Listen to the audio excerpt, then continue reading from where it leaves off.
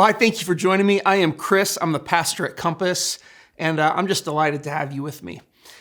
Now, a little over a month ago, Tyree Nichols, an unarmed black man, was beaten to death by police in Memphis. 4 days before that, Keenan Anderson, another unarmed black man who had gone to the police for help after being in a car accident, he died after being tased by those same officers. And these two deaths didn't just happen 4 days apart. They happened in the first 7 days of the new year. They happened at a season when people are hopeful for change, but in that season, an all too familiar occurrence brings us back to reality. And the reality is that the killings of unarmed black people have been happening for generations. We just happen to have more cameras now that are capturing it. And in spite of the national attention that was brought to this issue by the killing of George Floyd in 2020, the data shows that since then, the number of black people killed by police has actually increased over the last 2 years.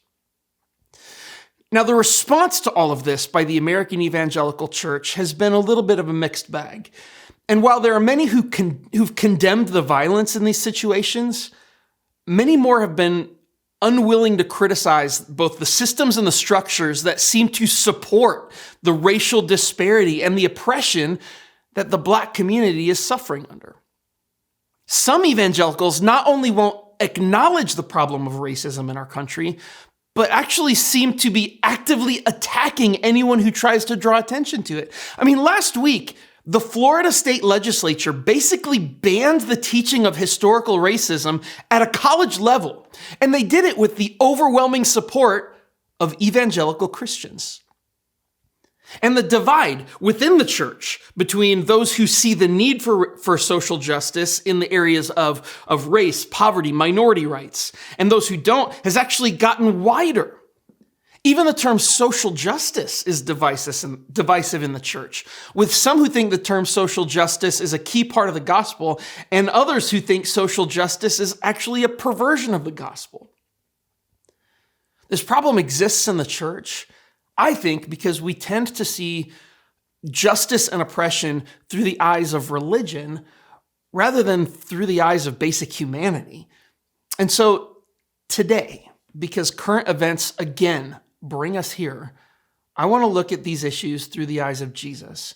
And today, I want us to imagine what Jesus would think of these events and how he would respond to them if he were seeing them and experiencing them with us. And so to do that, we need to take a look at where Jesus came from to understand his life. And so to start, we need to understand that Jesus lived his entire life under Roman oppression. 60 years before he was born, Rome conquered all of Israel. And the Jewish people, including Jesus, lived as subjects under a Roman government and under Roman economic systems. Those systems created a massive wealth gap. Around 10% of the population were the wealthy elite, and they owned all of the wealth. And the remaining 90% of the people, they lived at a poverty and subsistence level. In Jesus' world, you were either rich or poor. There was no middle class, and there was no way to move up. If you were born poor, you would always be poor, and so would your children, and so would their children. Jesus was one of these working poor people from Nazareth, a little farming community that was in Galilee, which is about 60 miles from Jerusalem. Like his father, Jesus was a construction worker, a builder. He probably worked building a new Roman city in the area called Sepphoris, because that's where the work would have been. And laborers like Jesus followed work wherever it could be found. So Jesus was probably an itinerant worker with all of the challenges that came with that. But being one of the working poor wasn't just difficult because they had to work so hard to survive. There were social challenges as well. See, the first century world had this deeply ingrained culture of honor. Having honor was everything in society, but there was no honor in being poor.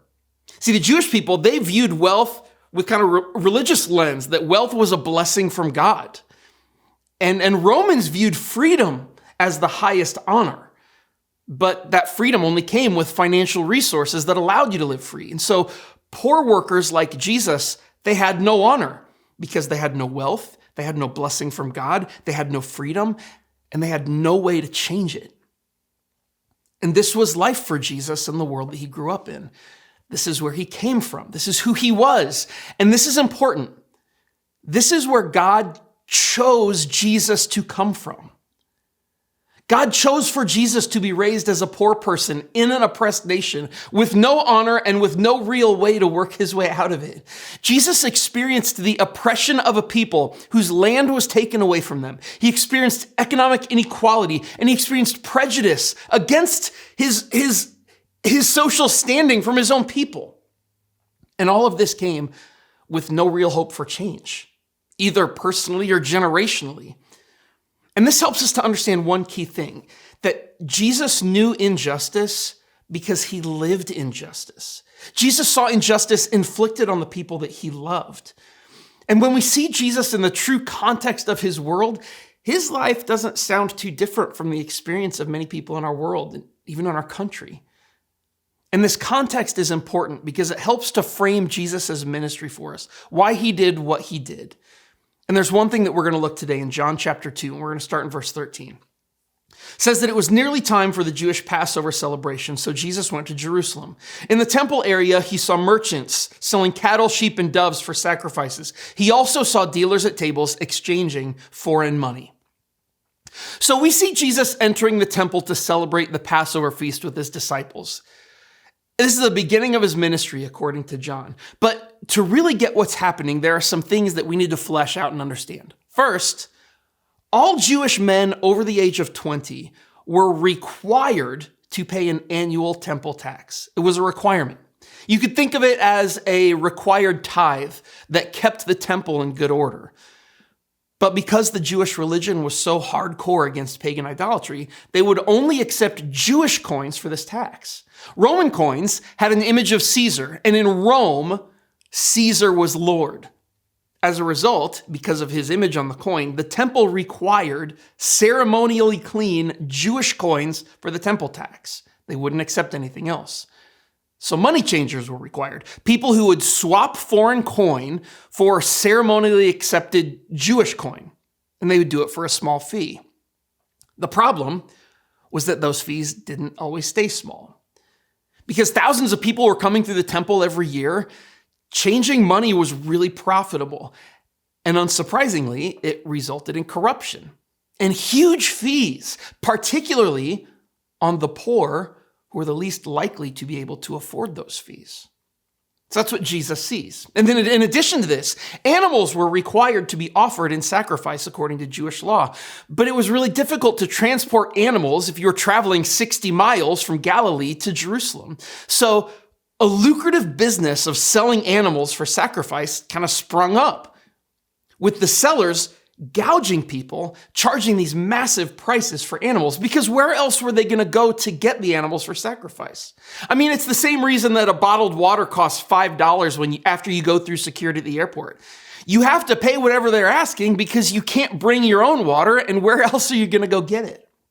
So, in addition to Roman oppression that all the Jewish people lived under, there was injustice coming from the Jewish religious leadership, who also just happened to be part of the elite 10% of society.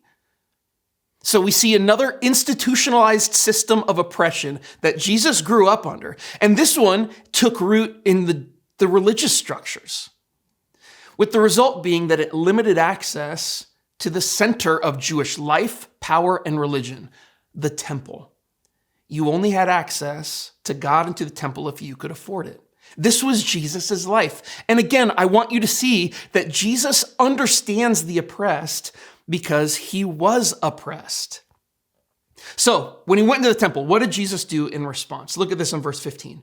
Jesus made a whip from some ropes and he chased them all out of the temple. He drove out the sheep and cattle, scattered the money changers' coins all over the floor, and turned over their tables. Then, going over to the people who sold doves, he told them, "Get these things out of here. Stop turning my Father's house into a marketplace."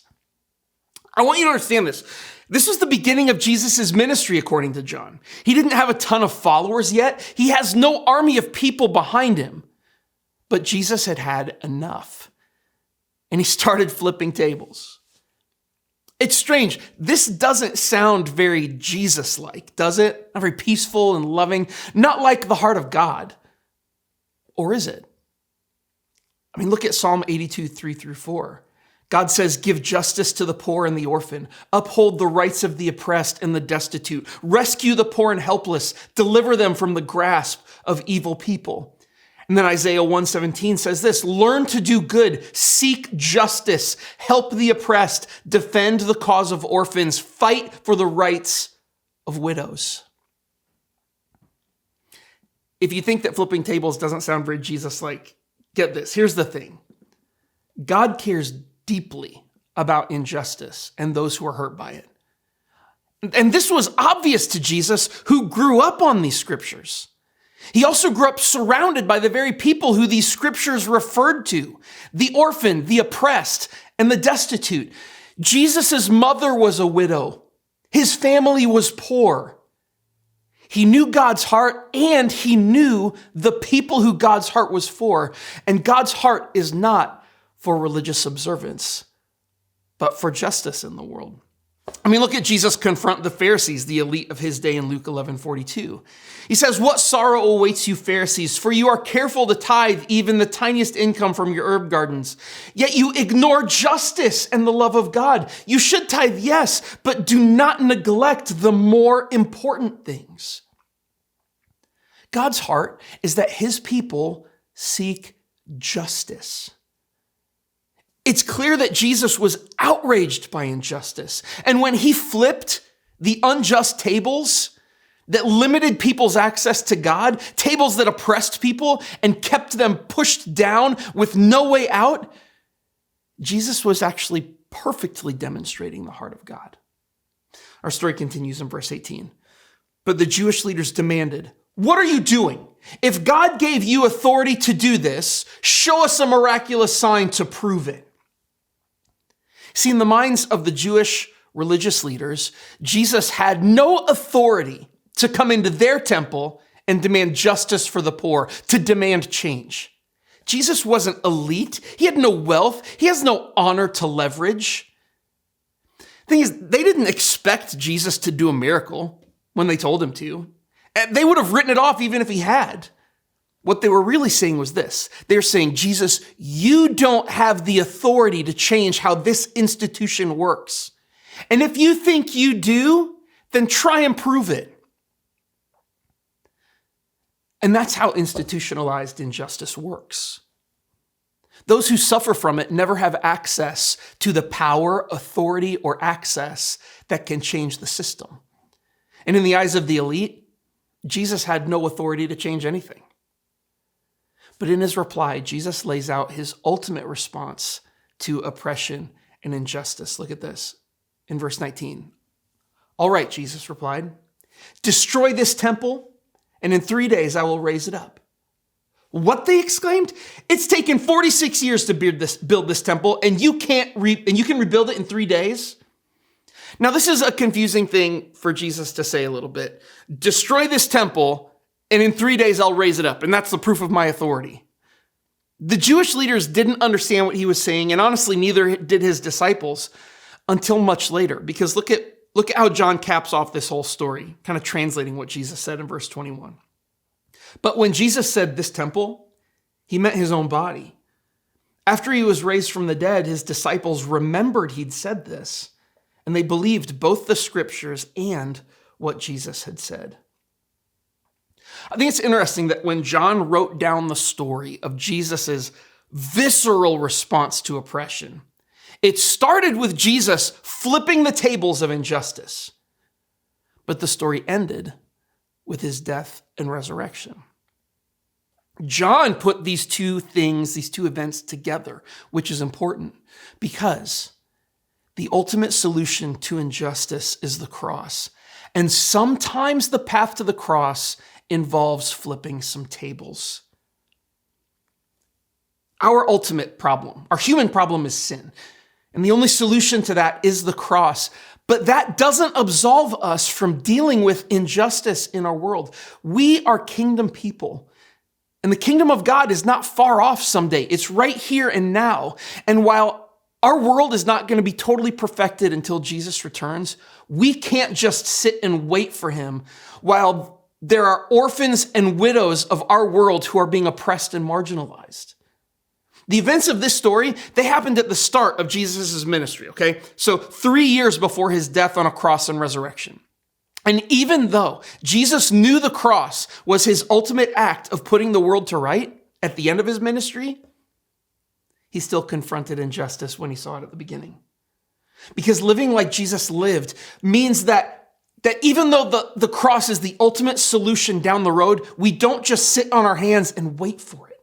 Living like Jesus means that we flip the tables of oppression and injustice when we see it while we are on the journey to our ultimate destination, just like Jesus did. The fact of the matter is there are some people we can't reach unless we're willing to flip some tables for them. It would be cruel to offer the gospel to a starving person and not give him food as well. It would be wrong to offer the gospel to a sick woman and neglect to care for her as best as we could. And in the same way, it is unjust to offer the gospel to the oppressed and not seek to right the injustices that they live with. So what do we do? Well, I have a few suggestions as I wrap up. First, we can listen to those asking for help. Because you don't know what you don't know. You don't really know what it's like to be Black in America. You don't really know what it's like to leave your home, your home country in fear for your children to try and give them a better life somewhere else in a country you don't know. You don't know what it's like to have the church exclude you, not just because of what you do or some perceived sin, but because of who you are deep down at your core. And you won't until you are willing to quiet your own certainty for a moment and listen. So first, listen. Second, put yourself in their shoes. Make a genuine attempt to put aside your preconceptions and try to understand what it's really like to be someone else. I mean, would you really feel any differently than they do if you had lived their life? If we're going to love our neighbors as ourselves, it requires us to give their life experience the same weight and importance that we give our own. Third, make the main things the main things. Jesus deconstructed more than 600 religious rules in the Jewish scriptures down to 2. Love the Lord with all your heart, soul, mind, and strength, and love your neighbor as yourself. I know there are a lot of things that are really important to us. Our politics, our religious ideology, our doctrinal interpretations, but love is the main thing. And anytime ideology wins out over love, the gospel loses. And so does everyone else. And then finally, ask God to change things. Pray. Ask God to move. Ask God to help you understand. Ask him to reveal to you what tables may need to be flipped and what that looks like in your life. See, our biggest problem is not necessarily that people are evil, but that our perceptions are flawed. And when we can't or refuse to see injustice, we're helpless to change it. So ask God to open your eyes. Ask him to show you what you can change in your world and in your heart. And may we be a church that's filled with people who seek justice. And may that justice be defined by Jesus, not by our culture or our politics or even our own desires. And may we never forget that Jesus was oppressed and marginalized. Jesus was the least of these. And when we seek justice for the least of these, we do it to Jesus. And finally, may the kingdom of God come on earth as it is in heaven. A kingdom of justice, a kingdom of hope, a kingdom where things are made right for everyone. And while that kingdom is both now and someday, may in the now we see the premium importance that God puts on justice for the people who he loves so dearly. So may we listen. May we seek to understand what it's like to live someone else's life. May we make the main things, which is love. May we ask God. May we pray and seek his change in our world and his change in our hearts as we become a people who seek justice. I'll see you next time.